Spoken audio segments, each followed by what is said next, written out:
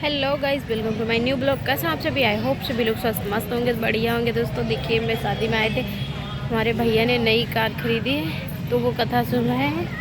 अभी हम लोग आए हैं यहाँ कथा सुनने के लिए, आप लोगों को दिखाते हैं। जल्दी जल्दी। ओम भैया, मंगल भाभी, देवताभ्यो मछली नमः भाभी, स्वाहा। मम्मी, ओम बुद्ध देवताभ्यो नमः स्वाहा। सब लोग। ओम बृहस्पति नमः स्वाहा। ओम शुक्राय नमः स्वाहा। शनिश्चाय नमः स्वाहा। राहुवे नमः स्वाहा। केतवे नमः स्वाहा। पृथिव्यो नमः स्वाहा। विघ्ने नमः स्वाहा। ग्राम देवताभ्यो नमः स्वाहा। ग्रह देवता स्वाहा। इष्ट देवता छोड़िए। इष्ट देवताभ्यो नमः स्वाहा। कुल देवताभ्यो नमः स्वाहा। लक्ष्मी नारायणभ्यो नमः स्वाहा। मानदाभ्यो नमः स्वाहा। सखी पुंगाभ्यो नमः स्वाहा।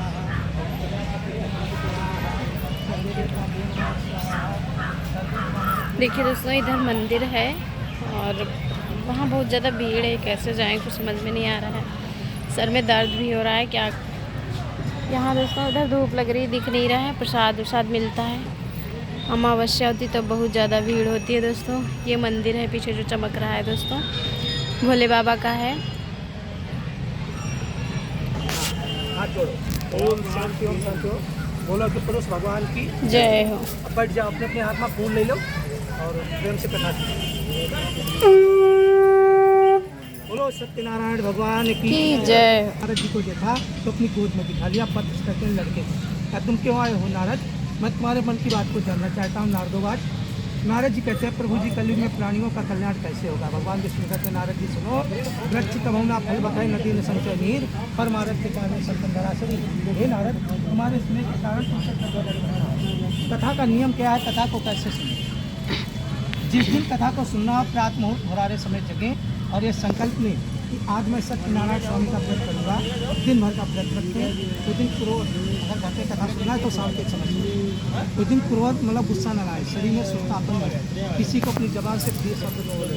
चलो कथा सुन के जरा इस बात को झगड़ा करेंगे, दो दिन सुनिए सुनी करे समय करें। कथा में कदली फलम, केले का फल, गौ का दूध, कहते का चौक, कुटुंब कहते खानदान, भाई बांधव, परिवार बच्चा, सभी लोग श्रद्धा के साथ एकत्र हों। व्रत पूजन में कंजूसापन मत करें। कथा सुनने के बाद ब्राह्मण को भोजन और दक्षिणा देकर के संतुष्ट करें। रात्रि में कीर्तन भजन मंगल नृत्यगान जागरण करें। कलयुग में जो प्राणी ऐसा करेगा वो शीघ्र सुख भोग करके मोक्ष को प्राप्त करेगा।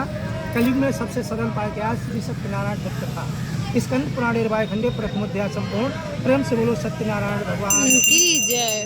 द्वितीय अध्याय प्रारंभ गाँव था काशीपुर। अति निर्धन कहते हैं महागरीब को। जिस ब्राह्मण का नाम था सत्यानारायण, बहुत से विकल होकर के भिक्षा को मांगता था। भगवान को दया गई, उन्होंने बूढ़े ब्राह्मण का रूप धारण, बैठ जाओ अभी। बूढ़े ब्राह्मण का रूप धारण किया। उसके दरवाजे आया, कहा जो सत्यनारायण भगवान की कथा को सुनो।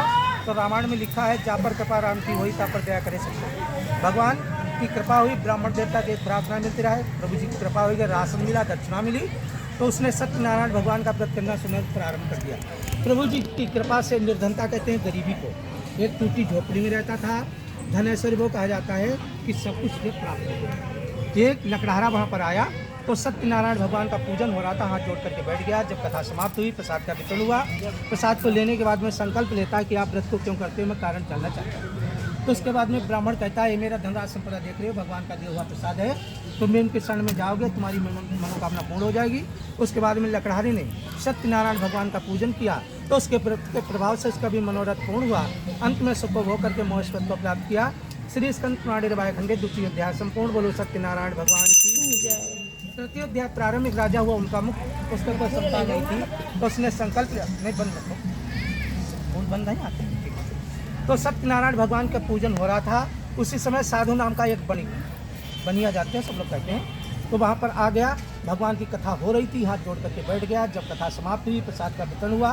प्रसाद को लेने के बाद में वो बणिक राजा से प्रश्न करता है कि इंद्र, आप भक्तिभाव से इस व्रत को क्यों करते हो, मैं कारण जानना चाहता हूँ। राजा बाज बोला कि मेरे कोई संतान नहीं थी, मैंने संकल्प लिया था कि प्रभु बेटा देंगे तो मैं कथा सुनूंगा, इसलिए भगवान का व्रत पूजन कर रहा हूँ। बणिक ने प्रसाद लिया, प्रसाद अपनी स्त्री को दिया। स्त्री का नाम था लीलावती। लीलावती प्रसाद खाने के बाद धर्म में प्राण होकर के भगवान की कृपा से गर्भवती हो गई। 10 मास के पश्चात एक कन्या का जन्म हुआ। कन्या का नामकरण हुआ तो नाम कलावती रखा गया। जब उसकी पत्नी ने अपने पति से कहा, नाथ आपने जो संकल्प लिया था उसे पूरा करो, तो कंजूस टाइप का व्यक्ति जो बढ़िया का पैसा नहीं रुका। अब कहता है, मैं जब कन्या का विवाह करूंगा तब कथा को सुनूंगा। धीरे धीरे कन्या सयानी हो गई। कन्या का विवाह कर दिया, लेकिन तब भी कथा को नहीं सुनता है। लिखा है, लोभी परुष हो देव पितृ भगवान, पाता है लोक में तो कभी नहीं सम्मान। यानी कंजूस व्यक्ति को कभी भी सम्मान नहीं प्राप्त होता है। भगवान कहते हैं मैं श्रद्धा का भूखा हूँ। कैसे? जिस तरह से गिरा के चुंगल में गज फंसा हुआ था, पुष्प लेकर के भगवान को याद किया, भगवान को नंगे पाँव आना पड़ा, गिरा के चुंगल से गज को मुक्त करवा दिया से दयालु भगवान। अब उसके बाद में क्या हुआ, कन्या का विवाह कर दिया, तब भी कथा को नहीं सुनता। स्वामी जनपातक ओम जय लक्ष्मी रमणा रतन जड़ित सिंहासन अद्भुत छवि राजे नारद करते गान घंटा ध्वनि बाजे ओम जय लक्ष्मी रमणा प्रगट भयो कलि कारण दुध को दरस दियो बूढ़ो ब्राह्मण बन कर तन मालिकियो ओम जय लक्ष्मी रमणा दुर्बल भील तथा जिन पर कृपा करी चंद्र चूड़क राजा जिनकी विपत्ति ओम जय लक्ष्मी रमणा वैसे मनोरथ पायो श्रद्धा तज दीनो तो फल पायो प्रभु जी मेरी स्तुति कीनो ओम जय लक्ष्मी रमणा चढ़त प्रसाद सबायो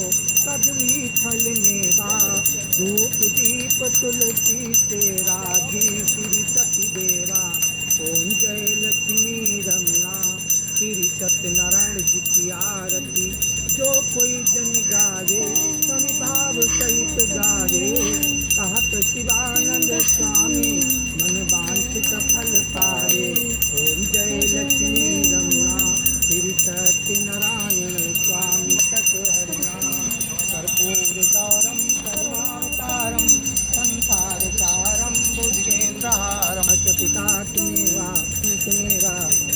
सर्वम देव देवा। चलो सच्चे दरबार की जय। पहले तुम पकड़ो, तुम कमल नयनम हमको दिखा दो।